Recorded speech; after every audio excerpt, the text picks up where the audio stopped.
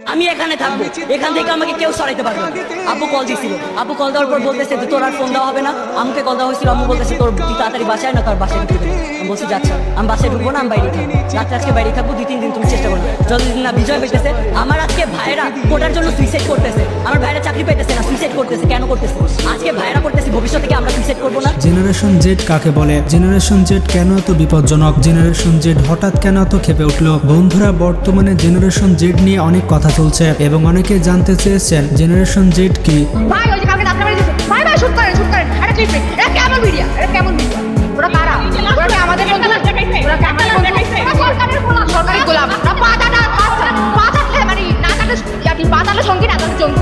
দেশ টাকার বাপের কেনা না, লাখো শহীদের রক্তের বিনিময়ে দেশ। এবং জেনারেশন জেড কেন এত বিপজ্জনক? আপনারা সম্প্রতি বাংলাদেশে দেখতে পেয়েছেন জেনারেশন জেড কতটা বিপজ্জনক। শেখ হাসিনার 15 বছরের রাজত্ব তারা 15 দিনেই শেষ করে দিয়েছে। তাদের এইরকম ভয়ঙ্কর রূপ এর আগে বাংলাদেশের মানুষ খুবই কম দেখেছে। মানুষ ভাবতেই পারেনি যে জেনারেশন জেড এভাবে জেগে উঠবে। 80s জেনারেশন, 90s জেনারেশন, আর এখন এসেছে জেনারেশন জেড, বা অনেকেই বলে থাকে gen Z. Basically generation Z বলতে তাদেরকে বোঝায় যারা 1997 সাল থেকে 2012 সালের মধ্যে জন্মগ্রহণ করেছে।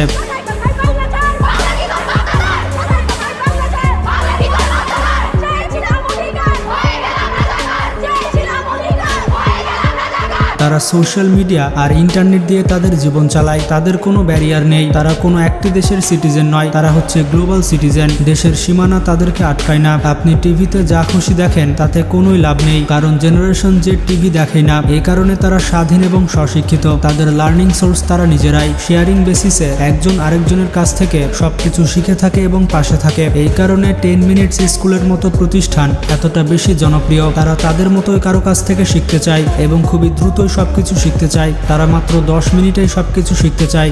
এই যে দেশের আইটি সেক্টর নিয়ে আমরা এত বেশি বড়াই করি, এই সেক্টরের লাইফলাইন কারা? এই জেনারেশন জেডি হচ্ছে এই সেক্টরের লাইফলাইন। আমাদের দেশের শিক্ষা প্রতিষ্ঠানে কি এগুলো শেখানো হয় না? আমাদের শিক্ষা প্রতিষ্ঠানে এগুলো শেখানো হয় না। আমাদের শুধুমাত্র লাইন বাই লাইন মুখস্থ করানো হয়। আর খাতায় যে বেশি ঢেলে আসতে পারবে সেই হচ্ছে বুদ্ধিমান। যদি তাই হয় তাহলে এরা শিখলো কিভাবে? আসলে তারা নিজে নিজে শিখেছে। মাসে লক্ষ লক্ষ টাকা আয় করছে তাদের স্বশিক্ষা দিয়ে, যা অনেক পুরনো প্রজন্মের মানুষের কাছে একেবারে কল্পনাধীন। তাই এখনো আমরা প্রাগৈতিহাসিক শিক্ষা প্রতিষ্ঠানের গর্ব নিয়ে বড়াই করতে থাকি। স্বশিক্ষা এবং স্বনির্ভরতা, এই দুইটি জিনিসের কারণে জেনারেশন জেড এর আত্মমর্যাদা প্রচন্ড রকমের। আপনি জাস্ট তাদেরকে অপমান করতে পারেন না পূর্ববর্তী জেনারেশনের মতো। তাদেরকে আপনি চাইলে রাজাকার বলতে পারেন না। শেখ হাসিনা রাজাকার বলার কারণে তার কি অবস্থা হয়েছে তা আপনারা দেখতে পাচ্ছেন। আমরা কেন হল ছাড়বো? আমরা স্বায়ত্তশাসিত প্রতিষ্ঠানের স্টুডেন্ট। সরকার এখানে নাক গলাইতেই পারে না। They have no right. বাঘকে মাঠে নামাইয়েন না, শান্ত হিংস্র বাঘিনী বাঘকে মাঠে নামাইয়েন না। এগুলো তো যুবক। আমরা তো অযৌক্তিক কোনো দাবি নিয়ে এখানে আসিনি। আমরা বলি না কোটা বাতিল করেন, আমরা বলছি সংস্কার করেন। মেরে বের হবো, লাশ হয়ে বের হবো ওখান থেকে। আমরা লাশ হয়ে বের হবো ওখান থেকে। তারা 25 লাখ টাকা ঘুষ দিয়ে 15,000 টাকা বেতনের চাকরি করতে চায় না। তারা বাবা মায়ের কাছ থেকে 25 লক্ষ টাকা নিয়ে সেটি বছর শেষে কোটি টাকায় রূপান্তর করতে চায়। 90 দশকের কোনো মানুষকে রাস্তার পাশে খাবার বিক্রি করতে দেখেছেন? কিন্তু জেনারেশন জেডকে আপনি বেশিরভাগই দেখতে পাবেন এরা বসে থাকে না। 90 দশকের মানুষের মতো তারা কোনো কাজকে ছোট করে দেখে না। জেনারেশন জেড এর উল্লেখযোগ্য বৈশিষ্ট্যের মধ্যে সব থেকে সেরা বৈশিষ্ট্য হচ্ছে তারা একেবারে ডিরেক্ট। তারা যা চায় সরাসরি বলে দেয়। তারা যা করতে চায় সরাসরি করবে, কোনো রকম সময় নষ্ট করে না। ঘোরানো পেঁচানো ডিপ্লোমেসিতে তারা অনেক বিরক্ত হয়। এই কারণে শেখ হাসিনা তাদেরকে পেঁচাতে চেয়েছিল, পরে নিজেই প্যাচে পড়ে গিয়েছে।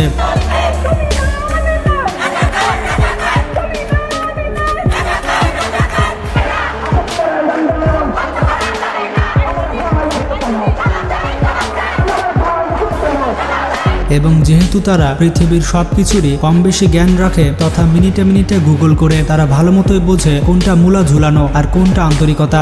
এদেরকে সহজে আপনি ভূগোল পড়াতে পারবেন না। এর একটি উদাহরণ দেওয়া যাক। ডক্টর মোহাম্মদ জাফর ইকবালের মতো মানুষকে পুরোপুরি মিশিয়ে দিতে তাদের একদিনও সময় লাগেনি। জাফর ইকবালের মতো এইরকম পতন বাংলাদেশের ইতিহাসে খুবই কম ঘটেছে। এর কারণ হচ্ছে জাফর ইকবাল ডিরেক্ট না, সে স্ট্রেট ফরওয়ার্ড কোনো কিছু করে না। তার ভুলকে ভুল এবং ঠিককে ঠিক বলার মতো সাহস ছিল না। সে সারা জীবন শুধু চেটেই গিয়েছে। এসেছে, যার কারণে বুদ্ধিজীবী থেকে তার বুদ্ধি প্রতিবন্ধী হতে বেশি দেরি লাগেনি। জেনারেশন জেড এর ডিসিশন মেকিং খুবই ফাস্ট, একেবারে বুলেট ট্রেন। মনে করুন অফিসের বস তাকে পাত্তা দিচ্ছে না কিংবা তার চাহিদা মেটাচ্ছে না, এই অবস্থায় তারা ওই বসের থেকে তার উপরের বসের কাছে চলে যাবে এবং তার দাবি রাখবে। এটা করবে ইমেলের মাধ্যমে কিংবা লিঙ্কডইনের মাধ্যমে। এরপরেও না পোষালে সে চাকরি ছেড়ে দিবে। তারা ইউটিউব, নেটফ্লিক্স কিংবা ফেসবুকে ভিডিও দেখে 1.5x এর গতিতে, তারা স্বাভাবিকের থেকে বেশি গতিতে সবকিছু চায়। জেনারেশন জেড স্লো কোনো কিছুই পছন্দ করে না। মোটামুটি সকল বড় গবেষণায় দেখা গেছে যে অনলাইনে মাত্র 7 সেকেন্ড তাদের অ্যাটেনশন টাইম। মাত্র 7 সেকেন্ডের মধ্যে তাদের অ্যাটেনশন করতে পারলে ভিডিও দেখবে,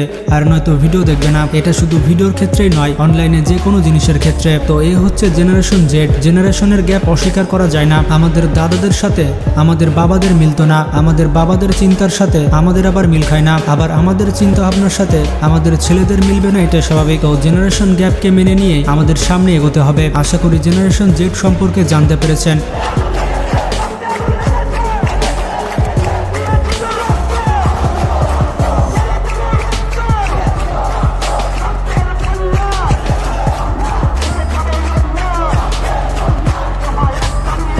ভিডিওটি ভালো লাগলে একটি লাইক দিতে পারেন আর জেনারেশন জেড এর কাছে শেয়ার করতে পারেন। আশা করছি জেনারেশন জেড এর দৃষ্টি আকর্ষণ করতে পেরে